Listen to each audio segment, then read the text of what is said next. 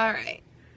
Hey guys, it's me, the Squonker, and this video is sponsored by pajamas and almost done dried shower hair. Anyway, so the purpose of this video is me giving my review for Demigods and Monsters by Raye Wagner. I was sent this book thanks to Raye Wagner and for Grace over at Loving Dumb Books for her booktube tour. Thank you so much. And my first video basically explains on how I got the two books, so I will link that video down below.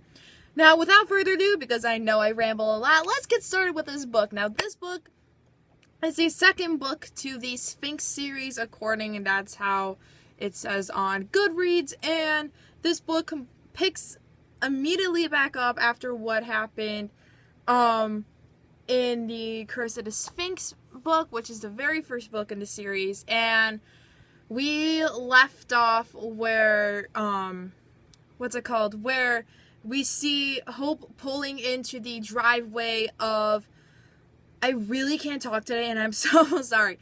We see Hope driving into the driveway of Hermes and Ethan, and they're basically saying how, like, Hermes really wants to get Hope and basically wants Hope killed, and at the same time, Ethan's like, I love her though, and so, like, you have, like, this bit of confusion in it, and so Hope is like, I need to get out of here, but I also have one motive, I want to break the curse, because she is hopelessly in love with Ethan, or so we think in this book, and, so, Aunt Prisca and Hope go to the little temple that is there, and I'm not saying little because it's a temple. I'm saying, like, the temple is huge, and in order to break the curse, you have to go into a confessory, and that is where it's at. That's like their version of Camp Half-Blood, except, like, it's like an orphanage of Camp Half-Blood, where they take in the demigods of various gods and goddesses and basically foster them. It's like a foster's home of demigods and one monster. And so yeah, that happens, and we meet a new character, and he causes a stir along with a whole bunch of other characters. But until then, let's dive into this book. Now, this book, I wasn't as fun-filling as the first book was, because I had, like, a lot of adventure, and it was all like, and this book, it's kind of like a pilot for a new drama series, and then, like, it just leaves you on this cliffhanger, and I'm like, what? So that's how basically my expression was after I finished reading the book. And I read this actually in one sitting in my bed, and I changed at least about twice throughout the duration of today, and it was a pretty okay book. But let's dive into this new character, and we have Zan, X-A-N. We're just gonna go like this for him, Zan. And Zan is a interesting fella, because not only is he Scottish, but he has piercing bright blue eyes, and oh my god, they are gorgeous. And I kind of had suspicions. I kind of had suspicions about Zan based on the way he was treating Hope, and I knew something was kind of going on. And then out of nowhere, Zan's like, come to the conservatory with me. And Hope's like, what? And so, yeah, Hope got herself into that one, but at the same time, she does want to break the curse. And in the meantime, we meet a whole bunch of new characters, and we meet more demigods. We got to see more of Haley, and Ethan comes back.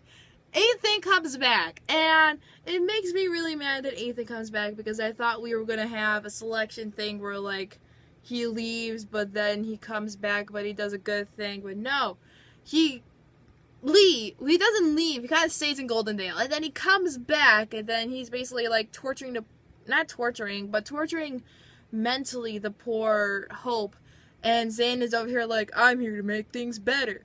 And I just really didn't like Zan, is what I'm really trying to say. And we also have Obelia, which is Obelia, Let's hope I said that correctly. And she's like the bossiest of bossy I have ever seen in my whole entire life. Like, she is like, I don't want to say she's the Regina George of this video, but she's more, not video, of this book, but she has a sassy attitude that I can't stand. And I just hate her. She's like an overly attached girlfriend. Except it's towards Ethan.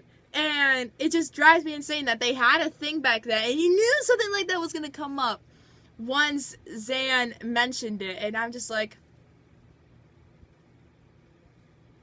So, yeah, this book kind of got to me. And then we have the Sons of Apollo, which just happened to be in the house. And in Hope's mind, Hope is like SHIT.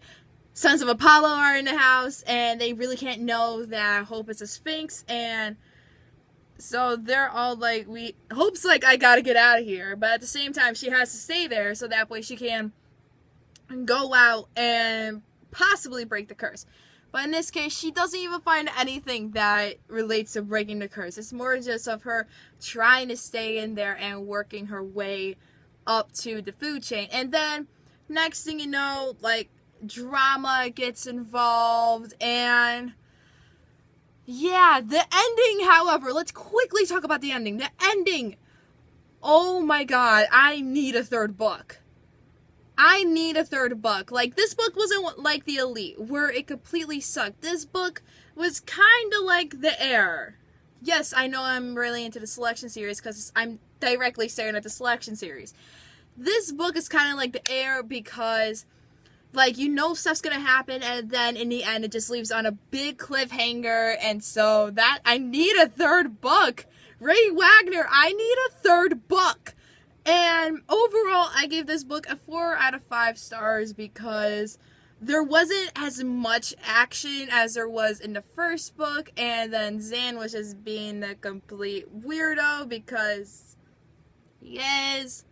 And Hope, you really did see some character development in her, and I will talk about that more when I do my blog post about this. So by the time this video is uploaded, give it a day or two that I will make the blog post about Demigods and Monsters. So yeah, there is Demigods and Monsters. I will also do a duology recap of the 2 wonderful books. My aunt, Raye Wagner, if you're watching this, my grandma is actually now reading your first book.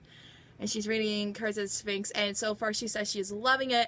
So I can't wait to give her this one. And yeah, thank you. Shout out to Grace at Loving On Books and Raye Wagner for sending me these 2 books. I almost cried when I got it because Raye Wagner has a special place in my heart now because she's the first author that sent me books. So thank you, Raye Wagner, for sending me your 2 awesome books. I really hope I see a third book within you for this series. And I will even subscribe to your newsletter, and I will link everything down below that is Raye Wagner related, how you can sign up to be a BookTube host, and my review for Curse of the Sphinx. Yeah. Thank you guys so much for watching. Be sure to like, subscribe, and comment down below. What is your favorite Greek god or goddess?